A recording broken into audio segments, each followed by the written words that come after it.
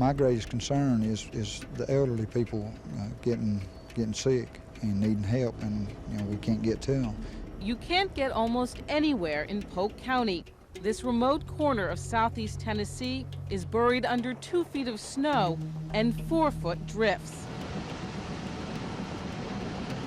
A handful of helicopters take medical supplies to the frailest residents, like Linda Fitzner's father. Oh, the wind was just absolutely terrific. We had trees blowing down against the house, and it's been bad. No electricity, no water.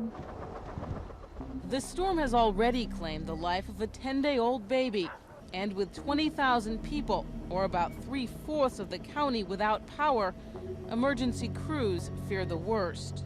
When you see some people that you've known and these elderly people that have known you from the time you were born, you see them suffering, and there's not anything you can do to relieve that suffering. You feel helpless and hopeless. We just keep on praying that things is going to get better.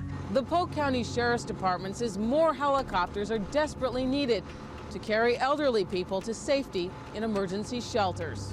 Polk County emergency crews just hope that help arrives in their rural community before it's too late.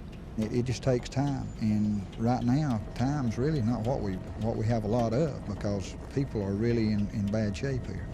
Mimi Bliss, Channel 2 News, Nightside.